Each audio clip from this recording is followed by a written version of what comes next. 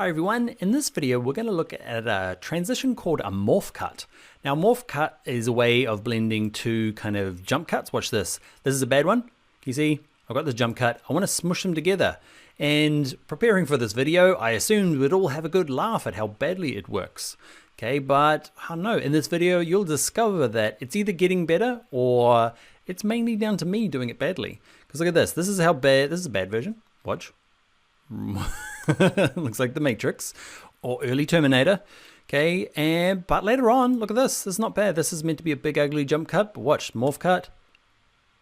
It's not bad. So let's reserve our judgment, get amongst it, and see how good or bad this morph cut can be. All right, it never works mostly. We really need to show it to you because you will have seen it through one of the Adobe Premiere Pro kind of Adobe Max new features. And if you're like me, you're like, oh, this is so good. And then it doesn't work. It kind of works. That's why we need to kind of go through it. It works in very limited situations. So I'm going to show you some of the things to expect. Okay, so let's bring in the footage. Okay, it is called Morph Cut 1 and 2. Bring it into your project. Let's drag it into a new sequence. Make sure that 1 is in front of 2. You can see at the moment my ones. So backslash to fill up the screen. I'm going to hit Shift plus to kind of zoom in a bit. And you can see they're around the wrong way. Who remembers how to reorganize them? You remember. Okay, with the selection tool, have this one selected, hold Command key down, Control key on a PC, and drag them around. Okay, so I got 1 and then 2. Now, for this to work, there needs to be kind of some pre and post roll. What I mean by that is there need to be like some of this tucked in here and some of it needs to be tucked in there for it to work. Do you get what I mean? There needs to be kind of like post roll is the stuff afterwards and pre roll is stuff before the take you want. Okay, so it won't work if you've got, I want to call it a butt cut, but I know for sure that that's not a video editing term. What I mean is, you know, you can't just end the clip and start the clip. There needs to be some sort of pre-editing going on. There needs to be some extra stuff for it to use. Okay, so what I want in this case is, if you listen, to design myself. Okay, it's for a forum I'm creating called No Dumb Questions. So I get to there, okay, and then I want to trim, so no dumb questions, and then I kind of like lose my, then we will do that all the time. Okay, so when you get to here, what's the shortcut to cut this bit off? Remember, W, oh, nice. Okay, and then you can see we say, okay, it's for a forum that I'm creating. It's for a forum, then I say it again here, for a forum. So I want to get to that bit, questions, and I'm going to trim this front bit up. So don't use W because it's going to cut the end bit off. How do I get the front bit sliced off? Oh, that's right, the Q key. Okay, so this one here, Q. So let's go. Dumb questions, and I'm going to take you along the. Okay, so the dialogue cuts nicely, but the video is a really big jump cut. Okay, and I can't live with that. So morph cut to the rescue, kind of. Okay, so let's go and find it. It's under your effects panel. Let's type in morph. Okay, click, hold, and drag it across. If it says like, you can't apply this to a single clip, what that means is you haven't got that pre and post roll. Okay, you need some sort of before and after. And what it's doing is analyzing in the background, like forever. Okay, it takes a while for this to do it. It's doing some seriously cool stuff, okay? And you also need to, like, if you just leave it and it's finished, it doesn't really work. Okay, what you need to do, because you can see I'm like, well, what happened? And I'm going to, kind of worked. Questions, and I'm going to, that worked okay. To get like a good sense of it, set your, well, in this case, we don't have to set in and out points because we've only got one bit of red. Okay, so we're going to hit the return key on a keyboard to render it properly. Hi, everyone. And let's actually set an in and out point so that we can look at the morph cut ready. Questions, and I'm going to take you along. Oh, it wasn't bad. Man, I mock this all the time. I teach this class all the time. It never comes out that well.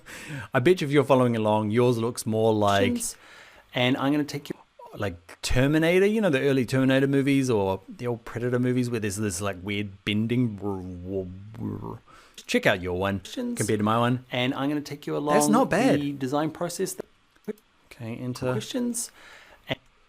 One more time. Questions, and I'm going to take you along. Make sure loop's on. Questions, and I'm going to take you along. Questions, and I'm going to. Oh, it wasn't bad, huh? Let me show you a bad one real quick, because that's, if you're just watching and not actually following along, naughty, but also you're not going to see the bad stuff. So let me grab something. Actually, a little voiceover here. I'm going to go grab a file from my machine, just something random. You're not going to have this in your exercise files. I'm just trying to find something else that's a little bit worse in terms of the actual output. But yeah, so don't go looking for this file. You won't have it. Okay, carry on. Okay, it's a good excuse to show you how, I talk about this pre and post roll and you need all that stuff. Most of the time what you'll probably be doing is actually just editing one big giant, sure, there are still, you'd be like, okay, I want to cut that bit out. So I'm going to use my slice tool, U and U. That, hold my Option key on my Mac, Alt key on a PC to delete it and ripple delete it. So I've got this chunk that I need to bridge now, right? To explain, so you can see there's a pretty bad jump cut. So let's go a Morph Cut, and hopefully it doesn't work this time. I'm not sure why I'm willing it to not work. Analyze in background. This is 4K, so it's going to take longer. Is this 4K? Yes, it probably is. Okay, so I'm going to click on it, and you'll see that it's analyzing, actually analyzing in the background. I think you can see the background. Progress. Does that work? Nope. All right, back to just waiting for it to analyze. Here we go. So go back to my effects, controls. There it is there. Give it a second. All right, that took probably another 60 seconds while it got sped up there. Let's hit the backspace or enter. Okay, not backspace, enter so that it can render the preview. And let's go. Ready? In and out. Looping is on. Hit enter on the keyboard. To explain to my toothpaste. To explain to my toothpaste. To explain to my toothpaste. That's better. To explain to my. There's normally like some artifacts as well. That's not too bad. What are we on? Full. Let's go and have a look.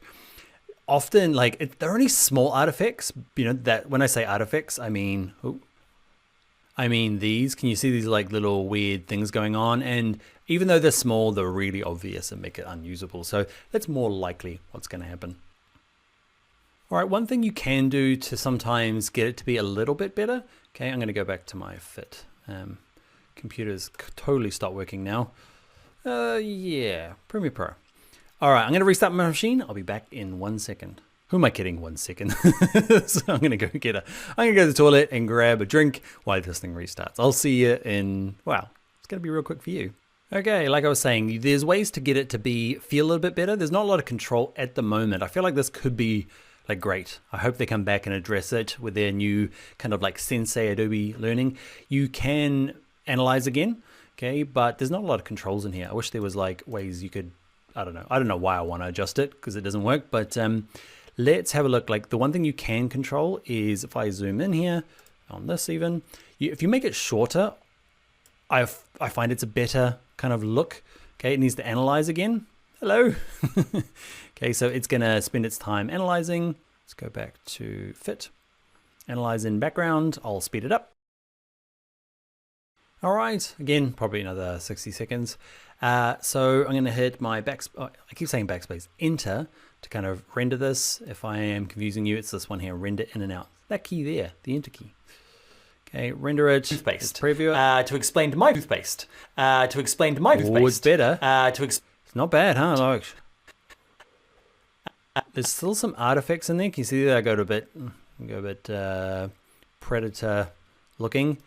How good is it? To explain to. It's not bad. If that was what's happening fast. Is it doable? Is it passable for you? It's definitely better than the jump cut. Is it better? It's different from the jump cut. Okay, so I'm leaving this in here, Morph Cut, because hey, you want to know what it is, and it might work perfectly for you. If the person never moves, say you've got an interviewee who's just like so petrified at the interview, they don't actually move when they mess up, then it works pretty well.